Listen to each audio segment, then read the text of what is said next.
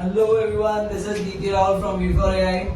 Welcome to the channel and today we're gonna start with Stats 1 for week 1. तो Stats 1 के अंदर तुम लोगों को descriptive statistics, inferential statistics इन दोनों के बारे में पढ़ना है. Then the types of data, फिर data types में किस टाइप से data को bifurcate करते हैं उन सब के बारे में study करना है. And then जो numerical statistics वगैरह होता है कि categorical data sets में कैसे आप summarize करते हो उन सब को देखते हैं. So we are going to go ahead and study about that. Before that, I'd like to just mention a bit about me कि भाई जिससे सीखने उसके बारे में भी कुछ पता होना चाहिए. So I am Rahul Saxena from Delhi and I have worked in data science for last 6.5 years. And I've worked with clients like Udacity, ABI InBev, Sony, Affine Analytics. तो इन सब clients के साथ मैंने काम किया 6.5 साल primarily in the data science domain as a senior data scientist. तो और primarily मेरा काम यही है. So for that purpose, I have built a brand called V4AI, where I am educating others who wants to get into data science domain. So that's how that's why I'm just preparing this content as well. So अगर तुम लोग interested हो to join the batch, you can join the batch on by going to the website and the link is down here. So without further ado, let's get started. So stats में सबसे पहला topic है हमारा कि descriptive statistics.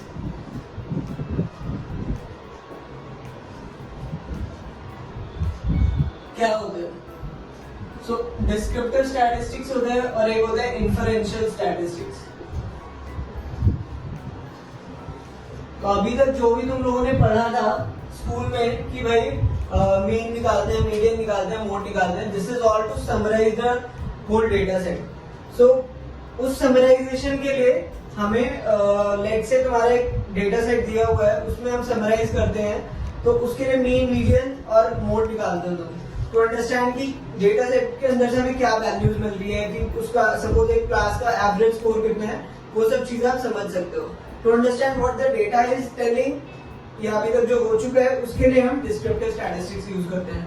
But inferential statistics क्या है कि आपको अगर इन्फरेंस निकालना है, लेट्स से कि तुम्हारे पास एक क्लास का पूरा डेटा सेट है क्लास 10th का, बट तुम्हें बताना है कि पूरे स्कूल का एवरेज स्कोर कितना है.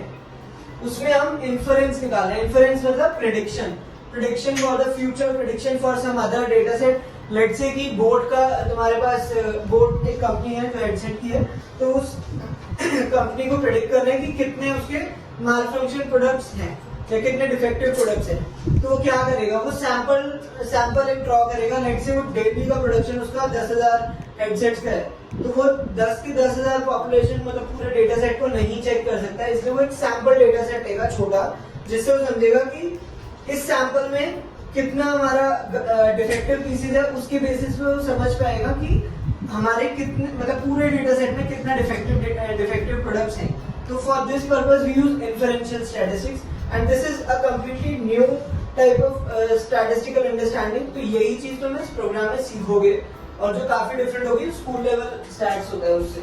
सो इन्फरेंशियल स्टैटिस्टिक्स का आई गेस तुम्हें थोड़ा आइडिया लग गया होगा कि it's all about inferencing from the smaller data set. कि एग्जैक्ट अभी हमारे इंडिया में इलेक्शन जो है तो हम छोटा सा एग्जांपल लेते हैं, उससे कहते हैं कि इंडिया मतलब इन स्टेट्स में ये गवर्नमेंट बनने वाली है, तो उसके लिए हम इन्फरेंस निकालते हैं and that is inferential statistics.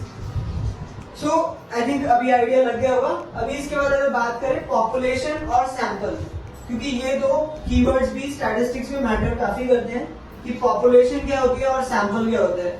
हर बार तुम्हें एग्जाम में लिखेगा कि सैंपल मीन ये दे रखा है या पॉपुलेशन मीन ये दे रखा है.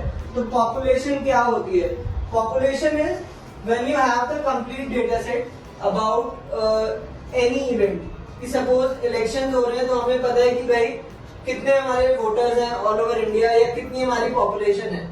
Not voters but population India की कितनी है. तो हमारी 114 करोड़ से ऊपर 144 करोड़ 141 करोड़ से ऊपर है हमारी पॉपुलेशन इंडिया की, और दिल्ली की पॉपुलेशन है 3 CR प्लस. तो this is the whole population.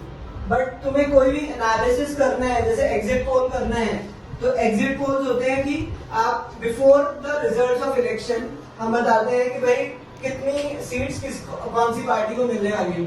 तो उसमें हमें दिल्ली के अंदर हमें एनालाइज करना है, तो हम पूरे 3 करोड़ लोगों के जाके वो न्यूज चैनल वाले नहीं चेक करते, वो सिर्फ एक 1% ऑफ द डेटा सेट लेते हैं रैंडमली, जिसको हम बोलते हैं सैंपल।